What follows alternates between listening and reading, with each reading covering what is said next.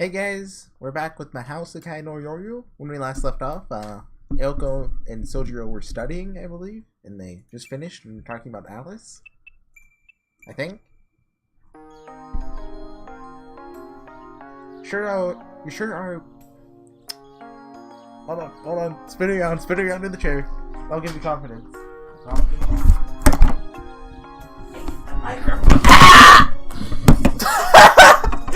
Don't edit that out. Don't leave that to my editor. Don't edit that out. That's great. Okay. You sure are calm. At this rate, you won't just ace today's tests, but your negotiations with Alice too. Ah, of course. His lighthearted response left her speechless. Even though she meant it as sarcasm, she never expected to be answered with a smile. Finish my plans. First, I'll try direct conversation. After all, unpleasant things won't last forever. She continued staring at him silently as he stood up. He was actually acting reliable, like he'd grown a backbone. It was almost enough to make her respect him, just a little. Just a little, though. Today, I'll come back by myself and talk to Alice. We have student council business after school today, right? Like he said, the last student council meeting before winter break was coming up. Normally, you would wait around until meetings were over, or go straight from school to work. That was one of the ways she looked out for him, by making sure he and Alice were never alone in the mansion together. What? Wait, don't tell me you intend on confronting Alice on your own. Hope it doesn't come to that. If we fight, there's no way I can win. He calmly answered her astonishment. But, it's obvious that things will get complicated if you're there. That's why I'd appreciate your taking your time with Toby Myers today. Are you serious? It felt like a test, but he cheerfully nodded anyway. On one side was Aoko, who understood the gravity of the situation. On the other was Sojiro, who claimed that gravitas was unnecessary. The morning sunlight streaming in from the window divided the two standing and talking with light and shadow. Which one of them was being illuminated? Which one of them was lingering in the darkness? That went without saying. Scant few seconds of silence passed. Aoko stared intently at Sojiro, and... Alright, I won't stop you. Your voice is cool, like always, with no trace of reticence or wavering from before. Are you mad? Not particularly. So, did you come up with something then? A half thought out plan. Good one. Won't get through there, you know? Gee whiz. I gotta get the... man, I'm there for you. Oh well. See you guys... Yeah, see you guys next time! Starting the new 3-minute Let's Play. I'll be done with this chapter in about, 50 episodes. Nah. Obviously I'll cut it. Once I pass, the 3-minute threshold, I can't be bothered to go back and read what I've already read. Can't be bothered, See you guys in a second then. Hey guys, we're back with our, 3 daily minutes of my yo-yo. I know it's kind of unprofessional to be cutting like that. Luckily, I'm not a professional. That line sounded cool in my head. I repeated it 10 times before I started recording. Aren't you mad? What were they talking about? Oh yeah, he wanted to talk to Alice directly. Not particularly. So did you come up with something then? Oh yeah, I already said this. He frowned, deep in thought. Certainly becoming friends with Alice through conversation alone would be hard. Rather, he had a hunch it would be impossible. Bonding experience. When words fail, bait her with gifts. Kenobi Hosuke? One of his very few compliments, misunderstandings included, had given him that advice. Incidentally, it had been intended for use against Aoko. Sojiro's impression at the time had been this. Nothing good will come from trying that with the Ozaki. For starters, I have no idea what Alice is even interested in. We don't really have anything in common, do we? Buy her dinner! Dress up in the cat costume! He crossed his arms worriedly. So like usual, you haven't thought this through. Not really, but well, I'm pretty sure I'll be fine even if I don't plan every little thing. With Alice, the important thing isn't explaining this or that and getting her to understand, He struggled to somehow put his ineffable impression into words. His time for reflection was short. With an awe and the slightest of nods. Oops. Doesn't it basically come down to whether or not I like her? She said something difficult without batting an eye. Indeed, this was the premise behind everything. It wasn't talking for the sake of being recognized, nor courtship while seeking something in return. Simply wanting to be with a person because you like them. It was the way of a truly selfless, virtuous heart. Though, whether it would bring happiness as a human was another story altogether. Calculation and compromise, selfishness and stride. Oh, hold on, here. The icon on my Skype? Okay, it's still... Okay, I'll have to... I think you can just easily reset an icon. If not, I'll have to download. I'll figure it out. To those who believed that extolling vice as virtue was human nature, such purity was blinding. Or more precisely, to those who have found themselves unable to believe anything else. She offered no reply to his words and quietly began to walk. Her long hair swayed as she passed in front of him. Aozaki? He called out to stop her, noting her somewhat chilly demeanor. She was already opening the door. Oh yeah, I pointed out last time. Aoko's like the one character in all of anime who's female and wears pants. Name another one. Name one. I dare you, just one. A girl wearing pants in anime, not a skirt. Going downstairs to take a shower, you go back to your room. Oh, I need to sneeze. What going to? Haha, I got it. There's no inflection in your voice. He nodded, despite his confusion. Okay, but like I thought, you're mad, aren't you? His question brought the emotion back to your face. However, it wasn't the usual disgruntled expression he knew so well. Yeah, if I put it in your words, I'm probably mad. I don't really want to say about what, though. He didn't even understand that he was the cause. After looking at him, she showed an expression he had never seen before, just for a moment. Well, see ya. This may be the last time we talk, so I'll at least say goodbye. You're underestimating Alice too much. But at the same time, that's what makes you strong, even if it's poisonous to me and her. The door slammed shut with a bang. On the other side of the wall, footsteps retreated into the hallway. No heating to speak of. Must have been as cold as a refrigerator, but it seemed Aoko would be used to it. In a refrigerator, is there an E? I think there is actually, okay. McJohn's off the hook this time. Wait a minute. Why am I the one leaving? This is all wrong. Normally doesn't the boy go first? Just shoot him out of her room. The wooden door slammed shut with a bang. Surprisingly, the hallway wasn't as cold as he'd expected. At least, it was nicer than a refrigerator.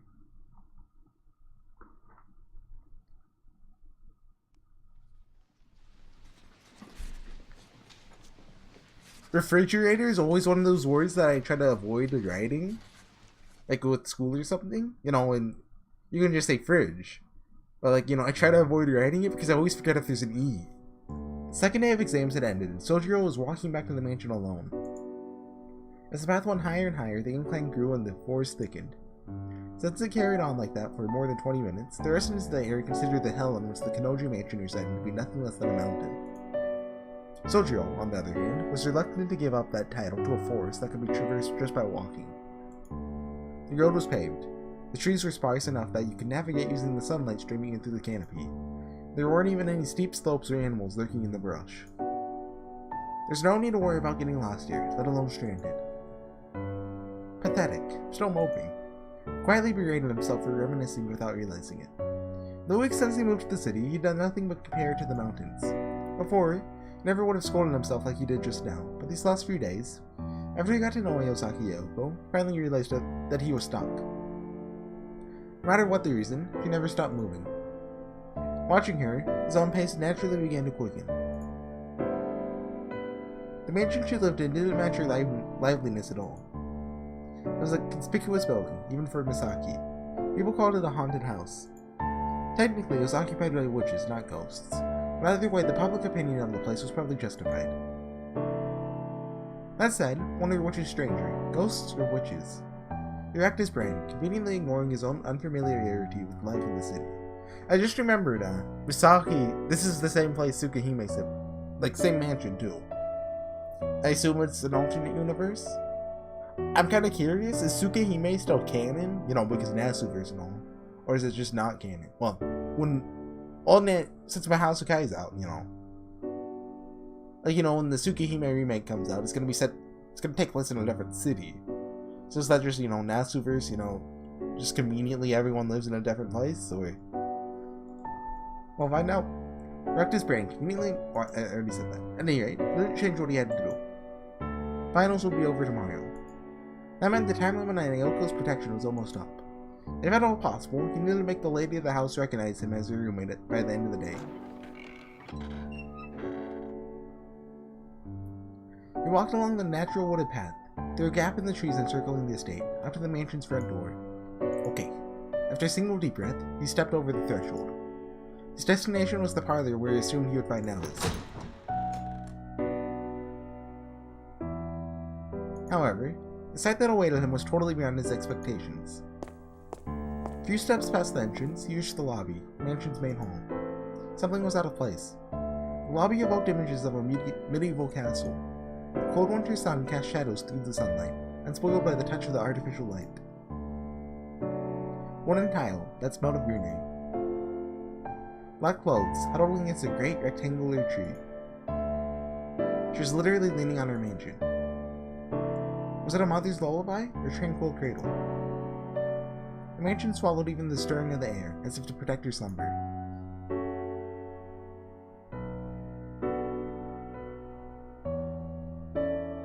She was fast asleep in the shadows. Her resting figure, concealed from the prying eyes of outsiders, was easily this lobby's most captivating feature. He averted his eyes to the ceiling, embarrassed. Even surprise attacks had a limit. Of course it's a surprise attack! She's pretending to be asleep. When he goes to put a blanket on her, she stabs him with the book. Seeing her slender body slumped by the fireplace, like a scene out of a beautiful painting, his heart couldn't take. Okay, look, that's just gonna be bad. Like, how do you sleep like that? There are no signs of life. She's too tranquil, too perfect. Despite leaning against an icy pillar in this frigid weather, she seemed to be at peace. An onlooker could be forgiven for thinking of the eternal sleep called death.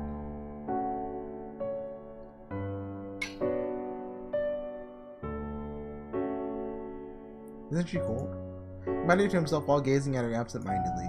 The very sensible idea of bringing her a blanket didn't even cross his mind. Instead, bafflingly, he decided to brew them some tea. He quietly opened the door and went into the parlor. 3 small round objects were on the table. It was the medicine that Naoko told him to take every day when he got back to the house. He swallowed the slightly sweet pills, then moved to the kitchen where he picked out one of the many boxes of black tea and brewed 2 cups. When he finally got back to the lobby, Alice was still fast asleep. He sat down on the ground, mindful to make as little noise as possible. The cold feel of the floor through his pants surprised him. He thought it'd be warm by the fireplace, then according to Aoko, this one was a hunk of junk or something. Finally, neither she nor Alice knew how to maintain it.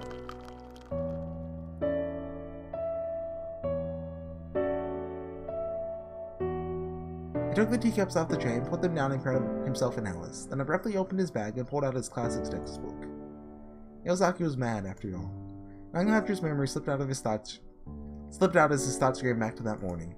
He still didn't know the reason she'd been mad, or the meaning behind that fleeting expression.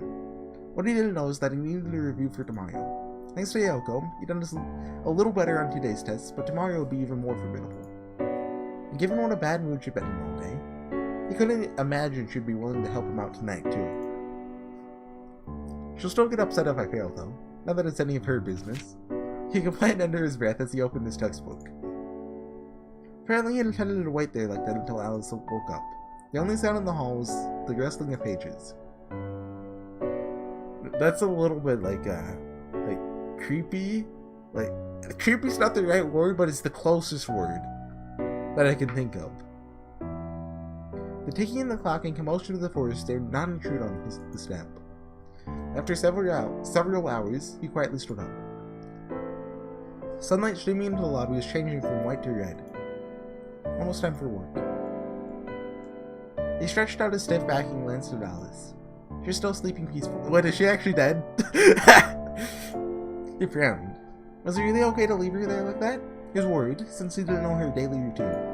No, Yosaki will probably be back soon, so it's not my place to interfere. Whatever thoughts led to that conclusion, he nodded to himself and left the mansion. Today's workplace was the Chinese restaurant Mad Bear in the Misaki shopping district.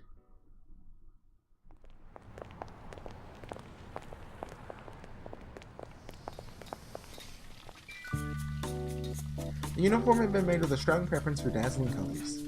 Its orange apron was emblazoned with the caricature of a polar bear, lasting apart a walk with its mighty claws. It's a walk.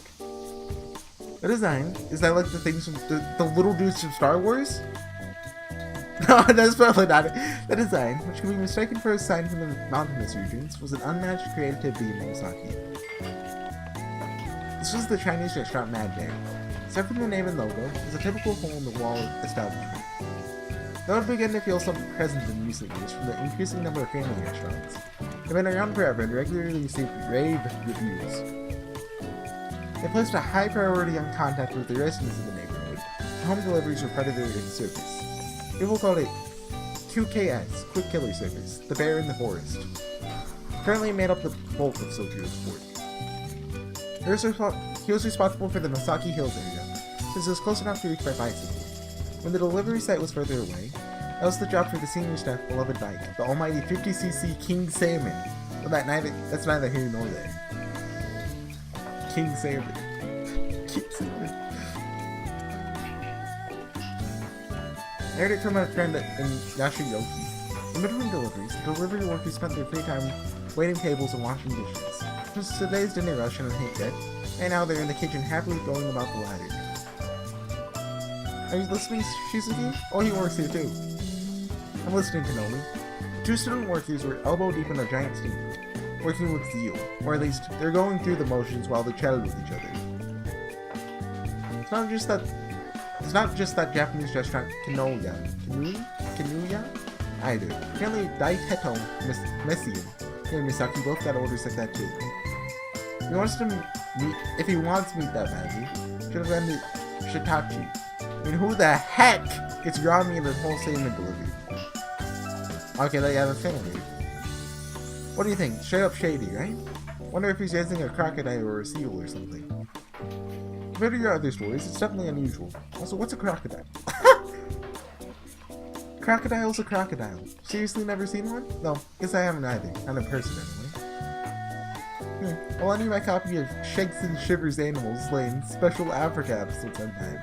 That should answer all your questions. After spending so much time with him, Nomi was getting used to dealing with Sojiro.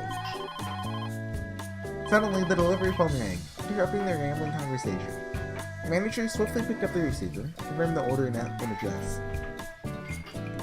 Are crocodiles native to Africa? Hold on, before I sound like an idiot, I don't know the difference from alligators and crocodiles.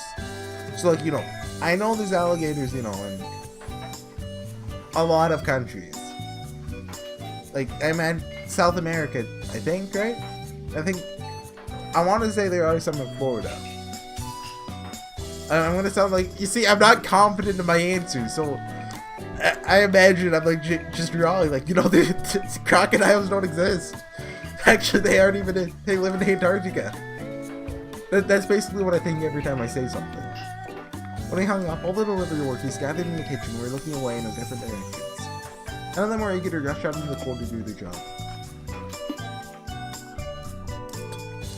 Choose the key. It's a little far, but I need you to make a delivery. I called out to Sojiro, evidently unfazed by everyone's gutlessness.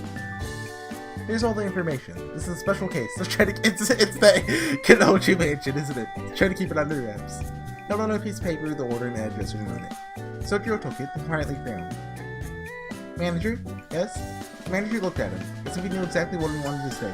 I get it, you're worried, but when you've worked in this industry as long as I have, you see this sort of thing from time to time. It's not that strange. Now then, I'll get the product from the freezer. Oh, was it the raw stuff? The black-clad manager gracefully departed the kitchen, while Sojiro looked on with eyes full of admiration. Apparently, peculiar things happen everywhere.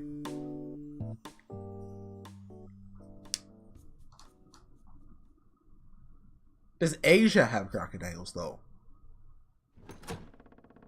I don't know about that one. You're late!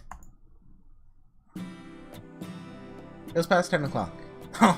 Sojo, who had taken a slight detour after work, was greeted by an enraged Aoko as soon as he stepped through the door. Her palpable irritation filled him with a sense of relief. He had no idea why she was upset, but at least he was suffering from her enigmatic fear. Enigmatic? Like, I know that's based off the word enigma, right? Enigmatic fear from this morning. Sure, close enough. Wait, just turned 10, right? What's the problem? He set down the cardboard box he'd been cradling in both arms and looked towards the fireplace. The sleeping girl's gone. Didn't just turn 10, it's already 10. You really don't understand the situation you're in, do you? Huh? Whatever, just come to the parlor. She left him behind with his confusion and stormed off towards the east wing. After pausing to pick his box back up the floor, he cheerfully followed after her. Took off his coat and put it on the hanger as he entered the parlor. From the looks of things, Alice must have been holed up in her room. The usual pills were on the table. It's partly my fault for not explaining it to you. You can need to respect the curfew too. It's the whole reason we make these things. Draining them the pills from the table in a cup of water. Huh? I already took those before I left though. Really fine, so what's the rush? What are you talking about? Why on earth would we care about your health? What are those? Tell me what looks like you misunderstood. What we've been taking every time you come to the house is, to put it plainly, poison. This is in fact fast acting, so the effects only manifest it. They've been giving it poison? After half a day. If you don't take more before then, the old poison will circulate throughout your body and you'll keel over on the spot. Pardon? Alice insisted she'd never be able to trust you if we didn't at least do that much. Look, if you understand, you'll go ahead and take them. Is there a way to... There's like an antidote, right? So that I don't... He doesn't have to keep taking pills every 12 hours for the rest of his life, right? To tell the truth, I don't like this either. I'll come up with a more concrete method soon, so just bear with it until then. I have no idea what you're saying. Basically, I've been taking something bad all this time. He took the pills and gulped them down. Even knowing that they're poisonous, he didn't so much as flinch. It seemed he had no intention of fighting back against Alice and Aoko's tyranny. Tyranny? I think it's tyranny, actually. Honestly, using poison to suppress poison. You two are so old-fashioned. Must have found something amusing, because his lips curled into a smile.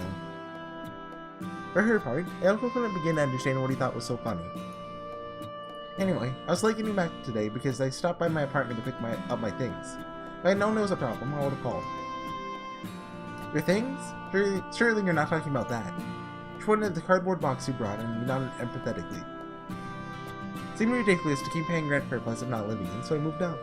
But I set it up so I can go back whenever I want, just in case. So it should be fine in 3 months. Rent?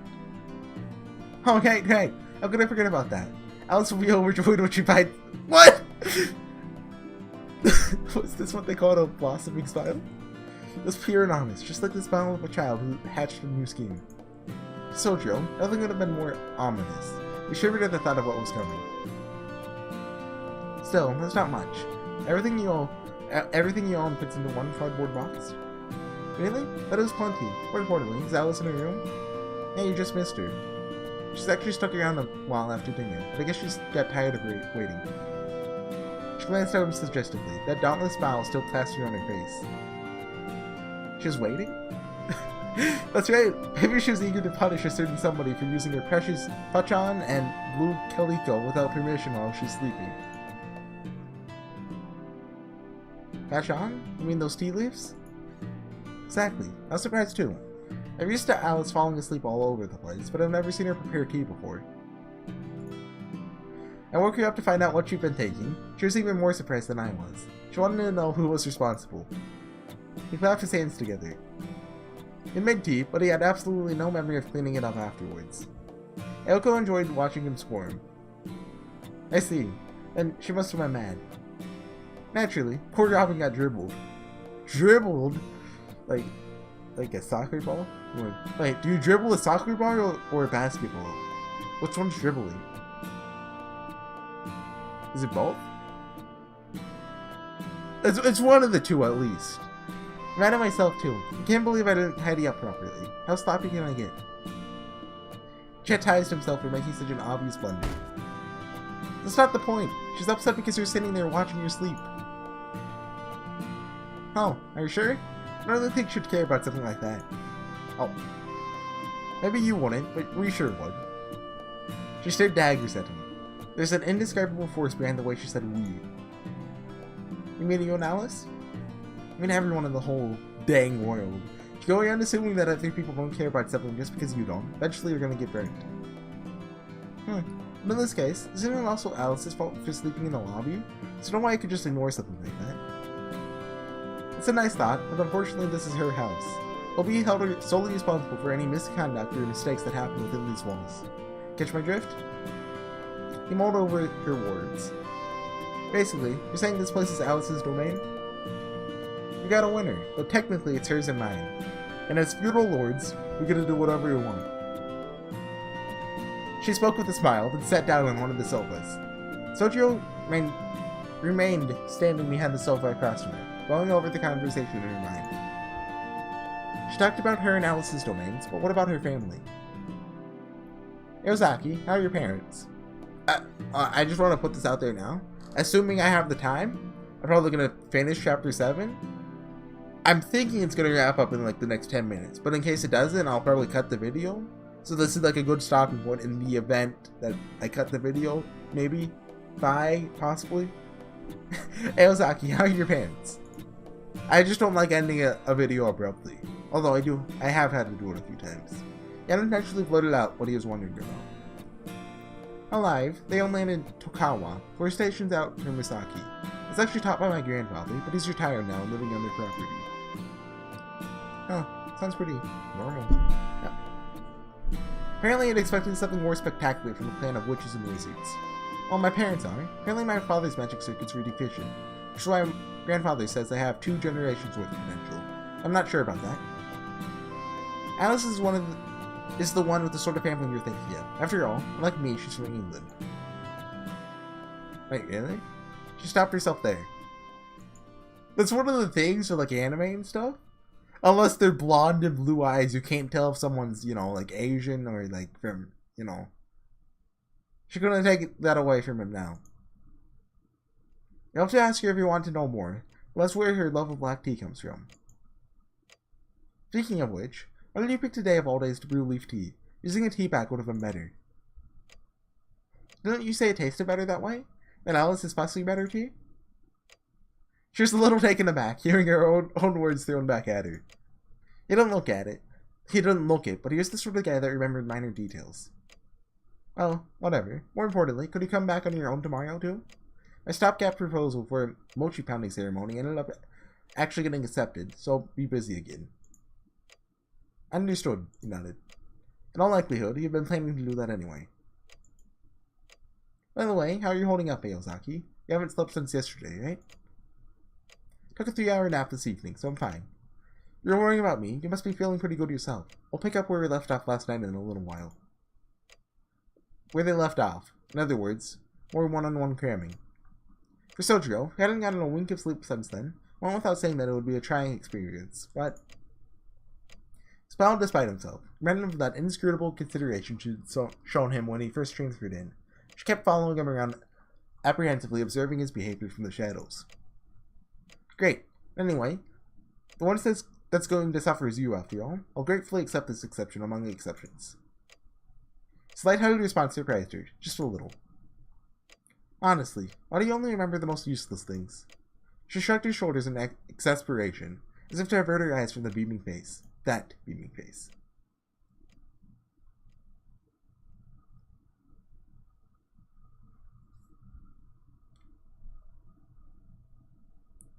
The next day. The last day of finals went off without a hitch. For most of the students, December's greatest challenge was behind them. But for Sojiro, the greatest challenge was yet to come. So he made his relationship with Alice worse by using her tea. Like, maybe worse? Maybe she was actually like, oh, hey, thanks. You watched me while I was sleeping, because I actually had a curse on me that if somebody didn't watch me for like 4 hours while I was sleeping, I'd die. But that's a possibility. Downtown, he bid farewell to his classmates, who were already getting jittery about tomorrow's closing ceremony, and his trek to the heart of Shinozuka Forest. When do Japanese school years end? They start in April, right? And I don't think there's a long break between the start and the end. I want to say they end in like March or February. It was all the same. As he made his way up the hill, he couldn't shake the feeling that he was walking through a rehash of the day before. An unshakable resolution burned in his chest. Not only was today the deadline, more than anything, he wanted to hear her voice. Even if he was treated cruelly, even if he was ignored, even if in the end Aoko's smug warning about being trapped in the mirror came true, he at least wanted to greet her. However, what awaited him was, somehow, more or less what he'd expected. Sure does sleep a lot. Is she... He had a dizzying sense of deja vu. Faced with the scene that, on the surface, was exactly the same as history, whittled out his honest impression. Once again, just sleeping next to the fireplace. Her legs were tucked to the side, similar to a way young maidens sat in picture books. It looked like a somewhat more comfortable position than yesterday. Sojiro, who from time to time demonstrated miraculous insight, realized what was going on. Wonder what Toby Mario was doing at school alone. Stealing a glance back at the entrance, he psyched himself up and rolled up his sleeves. If everything was exactly the same as history, he figured he might as well go along with it. Set down his bag and went to the kitchen. Naturally, he intended to clumsily brew some tea, just like yesterday. Since he'd been scolded for using the fachan, today he repented and reached for the Jackson Street herb. Actually, that's the more expensive tea! Something else is limit. I don't know anything about tea. I don't even know if these are real brands or not. He didn't realize that the problem wasn't the variety of the leaf used, but the fact that he wasn't able to draw out its potential. Poured the tea into a pot and returned to the lobby. Once there, he sat down and cross-legged by the fireplace, white breath hanging in the air. Then, with a sip of his fruit tea, he pulled a textbook out of his bag. Even though the finals were over, he'd been told he would have to take some supplementary lessons for the subjects from the first day, so this must have been fate. Stay night! Despite being slightly warmer than outside, the temperature in the lobby was far more pleasant. It's the kind of cold that can make a person yearn for warmth. In the midst of that winter chill, Sojiro immersed himself in his electronics textbook. It makes sense that he fails electronics. Does he even know what a phone is? It had been recommended to him as a subject that relatively few students chose to take. It was the fact that everyone who did started on equal footing, which made it slightly more interesting to him than his other classes. But Aoko was right.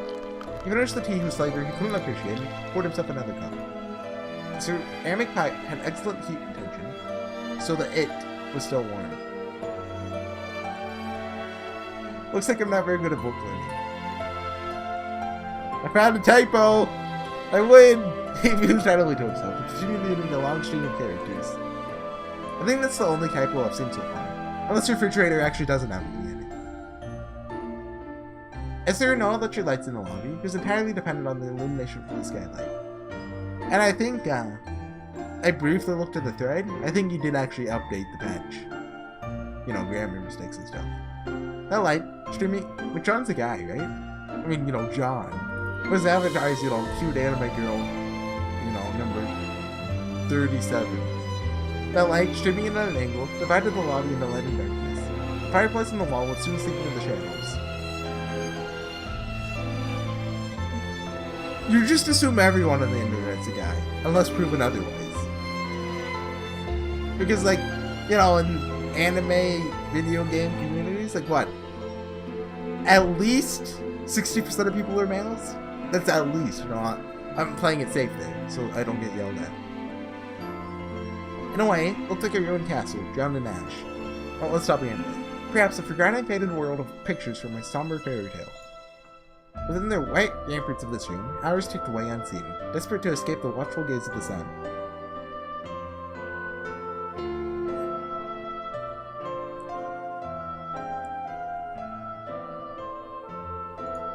And so, after peacefully passing the time, the sound of his textbook snapping shut brought the quiet scene back to reality.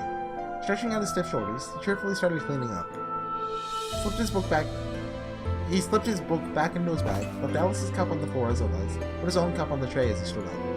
Time for work. Just like that. He spoke as if he was trying to convince himself he had no other choice, and left the slumbering lobby. But before that, A noise from behind stopped him in his tracks. Cradling his bag under his armpit and holding the tray in one hand, he turned around. Without disturbing the tea in Alice's cup, "Yo," he gently greeted her. The dark-eyed sleeping beauty was still seated by the fireplace, just looking at him, just as silent as she had been when she was sleeping like a statue. And though it was a little too late, finally noticed the difference between her and Ayoko. With Ayoko, even if her train of thought was a mystery, she communicated her intentions clearly. Her trademark irritated expression might not give any hints about what had her so out of sorts, but it did constantly broadcast what she was feeling. On the other hand, Alice was a total black box. It was impossible to know when she was angry or upset. "What do you want?" A sinking question. Couldn't even tell if she was being hostile or skeptical. If it was the former, this could turn into a replay of that night, with Alice as his opponent. The image of that shattered bottle crossed his mind. He knew that if he answered wrong, he might not come out of this alive, but after a moment's hesitation, he steeled his resolve. Or rather... Right, took some time to explain, so I'll sit down. Since he couldn't figure out what the right choice was, he decided to just do whatever he wanted. She didn't respond. The black-clad girl seemed unhappy. Sojiro deliberately ignored her. After he sat down again and set the tray aside, her eyes locked. Her bottomless gaze was doing its best to push people away, like usual. But it seemed he didn't feel pressured at all. "Well, what is it?" Even if it's a little late, just wanted to talk with you. Even though he said it would take time to explain, went ahead and summed it up in one line anyway. Basically how those things go. You know, it's a long story, and then it's a story that's like 3 sentences or less. 3 sentences or less. With me and Ayoko? Well, sure, I want to talk more with Aosaki too, but more than anything, I'd like to have a conversation with all 3 of us. Just perplexed, unable to get a read on his intentions. Sojiro continued solemnly, totally oblivious to her feelings. Aosaki said that normally you two don't talk. I feel bad if that was my fault, and I feel even worse if it wasn't. Not talking even though you live together is such a waste. His voice was thick with emotion. She still had no idea what his intentions were. However, she could tell he wanted something from her dearly. And, more unexpected of all, wasn't motivated by fear. "You're not afraid of me?" "Oh, I don't know enough about you to say for sure. You know, she only almost killed you a couple times." Her white eyes looked like polished quartz. That wasn't just unexpected, it was astonishing. His reflexive answers were too honest.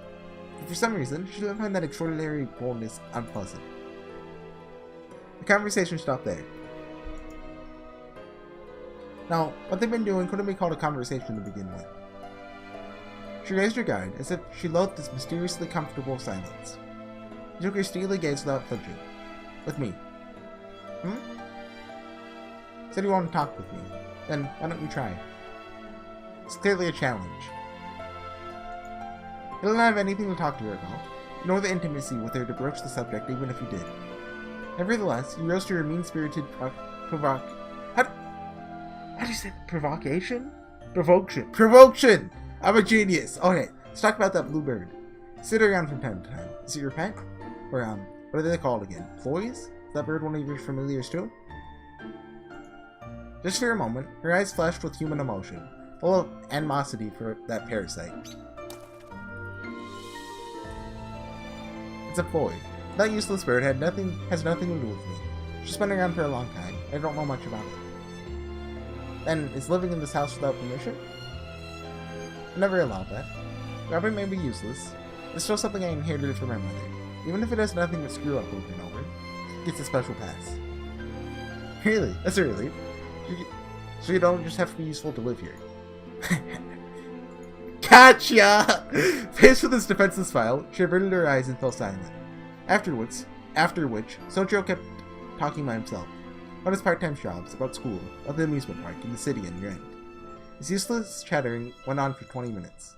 Till finally he noticed the time. Sorry, I really need to go to work now.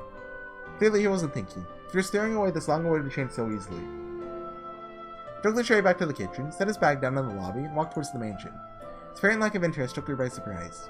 That's why she was about to watch him leave, when... Wait.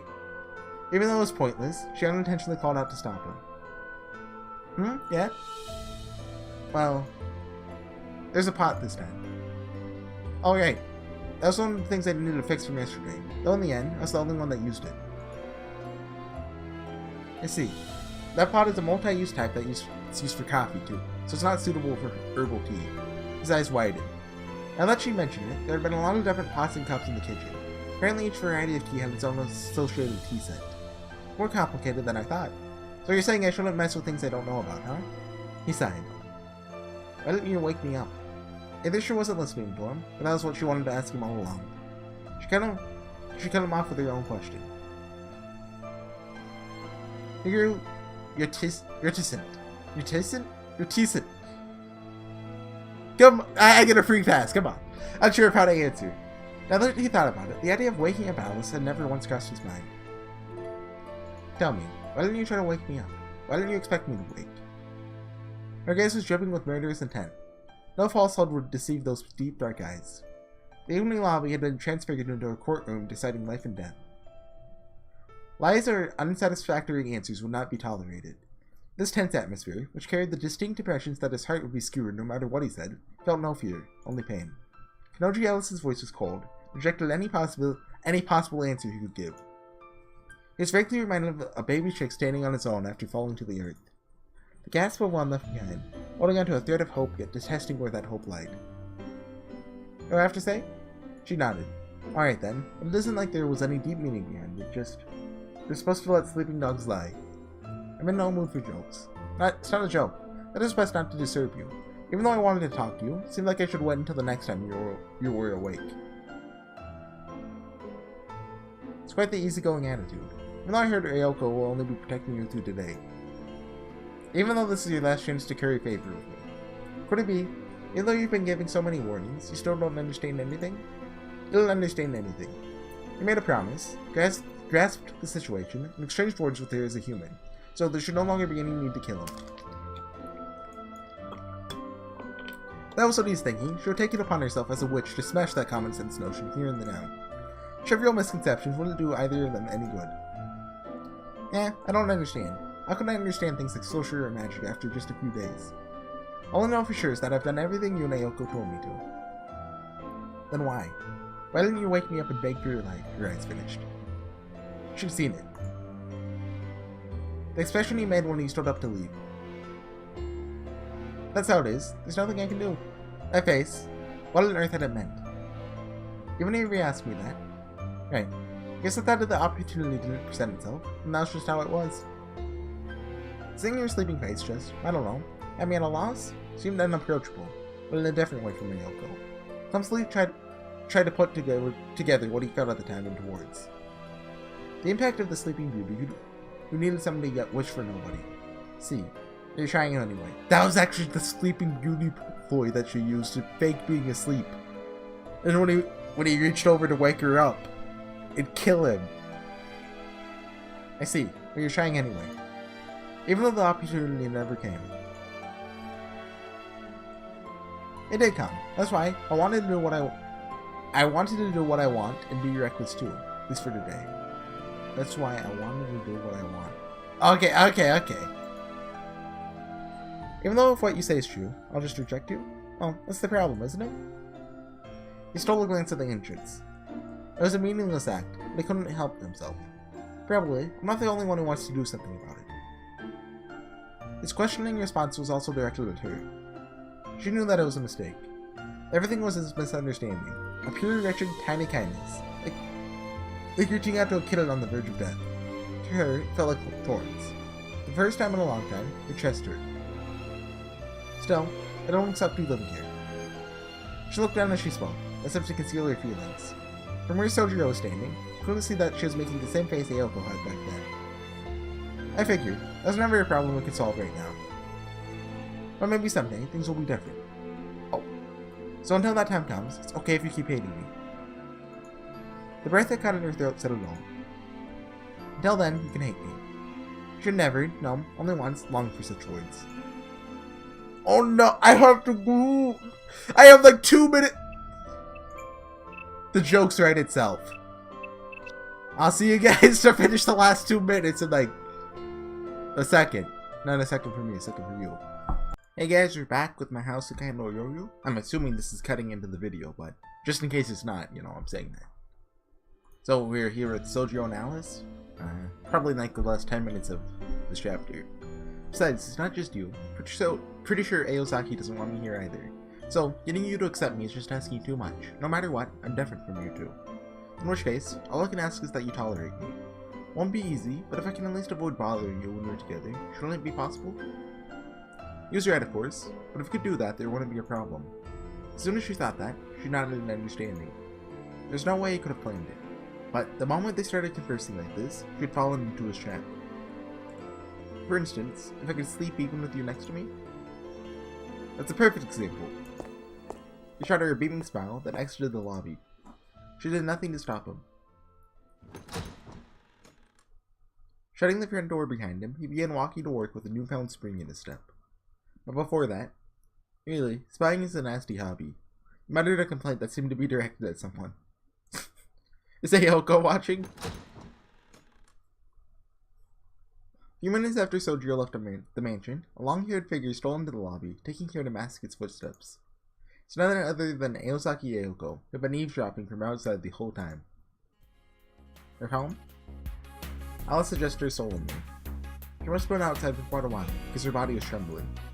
Ayoko insisted that gloves were terrible, and staunchly refused to wear them in all but the bitterest cold. Unfortunately for her, that meant that currently her slender fingers had turned tragically red. Yeah, just got back. Liar! So how'd it go? From the looks of things, you had a nice chat. She spoke cheerfully while blowing on her hands to warm them. As soon as she saw that mischievous smile, Alice realized what had happened. I don't think you'd go so far for it. Was it out of pride or obligation? I guess I was just going with the flow. Anyway, how'd it turn out? Didn't you say you'd resort to force if you got on your nerves? Faced with Ayoko's good mood, Alice's face was growing darker and darker. Going back to last night's dinner, thanks to that incident in the lobby, Alice's suspension towards, or perhaps her interest in, Sojiro was spiking off the charts. She had instructed Ayoko to send him home alone again.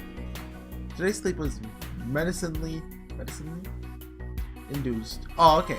In order to replicate the same situation as yesterday. But though the setup was identical, things had gone back in an unexpected direction.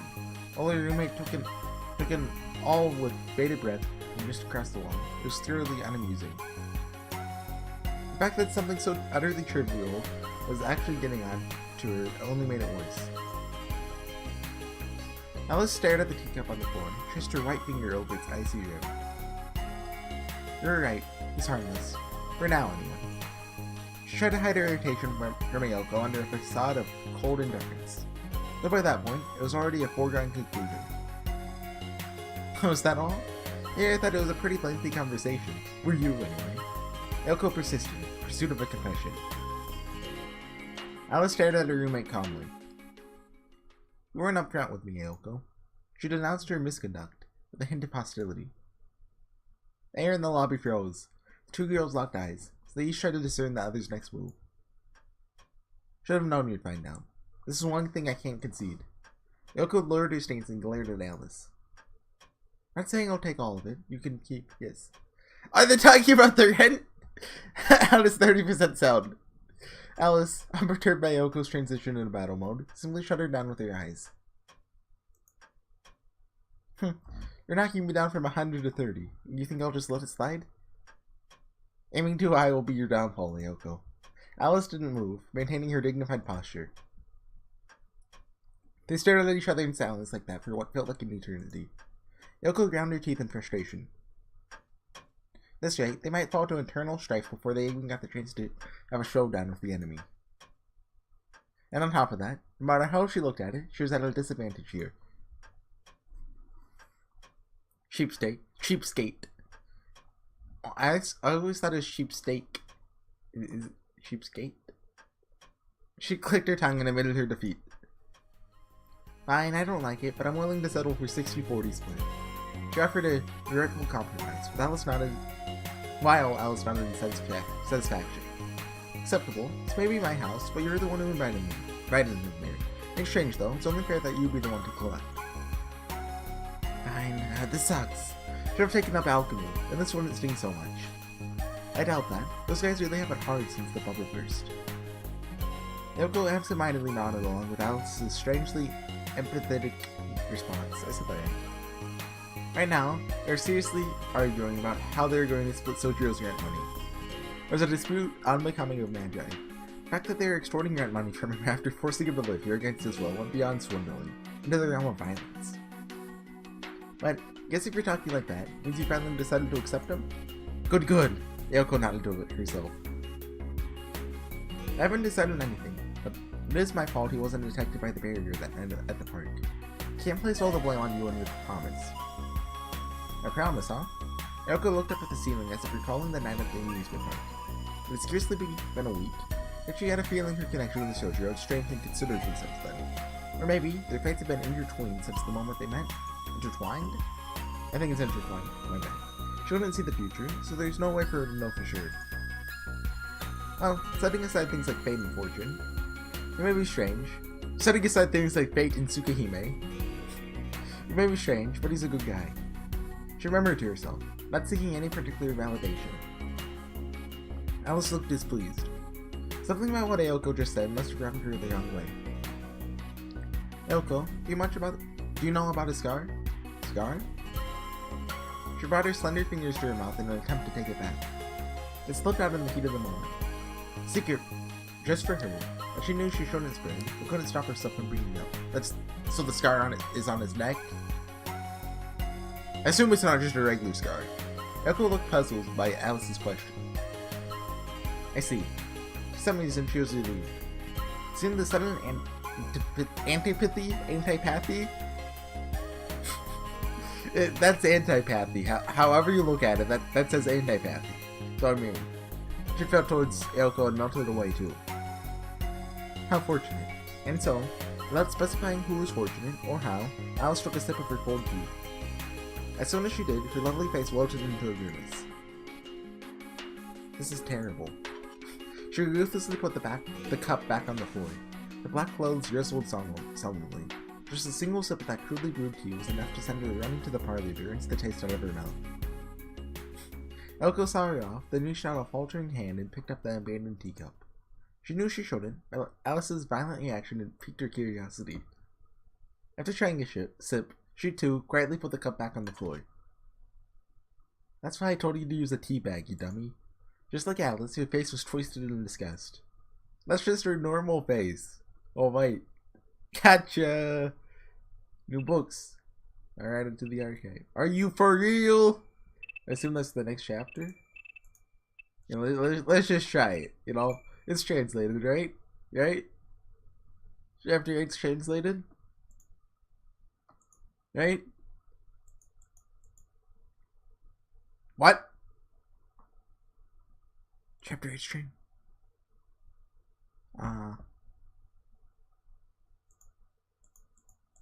Hold on. Okay. Chapter 8 is translated. Apparently. We'll be back with chapter 8 then, and I kind of want to say that it's only partially translated, just because, you know, it only said chapter 1 through 7. And in that case, you know, next time we'll be back. In the event that chapter 8 is short. Yeah. There's 1.5 and what's this, like 7.5? Or Martha.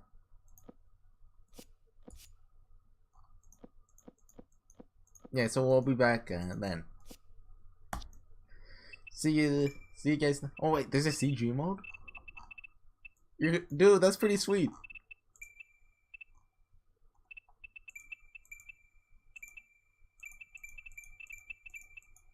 That's nice. I didn't know this had this. I figured, you know, it'd be there once you beat it, but there's a lot of CGs. A lot. Actually, well, yeah, this is quite a bit. Given, you know, it's only the first 7 chapters.